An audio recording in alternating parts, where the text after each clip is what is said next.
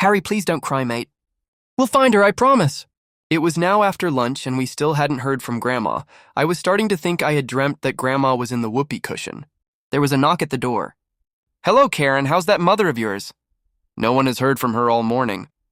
Jason forgot all about her because he was too busy eating bacon sandwiches with Harry, said Auntie Jody. I'm sure your mother will turn up sooner or later. I've just bought some nice ice buns from the bakery. Jason, why you put the kettle on? And we will have a nice cup of tea before we try calling Grandma again. The ice buns were delicious. Mine had jam inside. I don't think Mummy and Auntie Jody liked theirs. They just kept staring at it. I think they were worried about Grandma, too. Right then, let's see where this mother of yours has got to, shall we? Said Granddad, rubbing his hands together.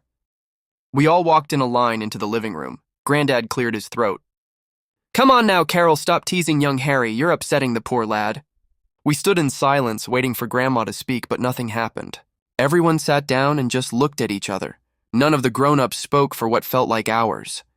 I was sitting on the floor coloring when I heard a noise like a tractor. I thought I was hearing things, so I went to the window to see if there was a tractor driving past, but it was just a car.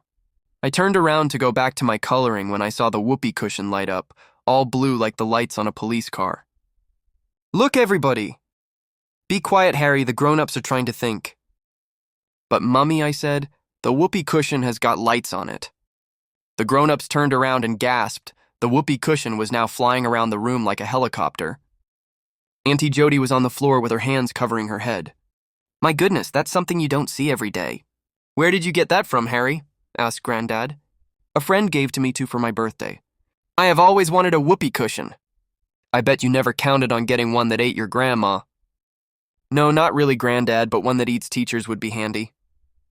I smiled. Mummy was shouting, but it was very hard to understand her. I think she was panicking.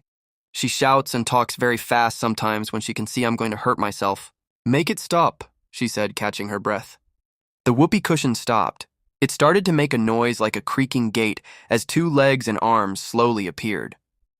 Poor Boots was shaking like a leaf. I picked him up and gave him a cuddle. I could feel his heart beating like a drum. The whoopee cushion stood up and put his index finger to its mouth, like the teacher does when she wants the class to be quiet. Right then, can you all please stop talking all at once and sit down? We all did as we were told. My name is Malcolm and I am a whoopee cushion. The whoopee cushion spoke in a very deep voice.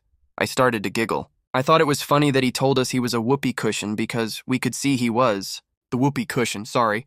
Malcolm wagged his finger at me. Harry, it is very rude to laugh at people. I bowed my head and said I was sorry.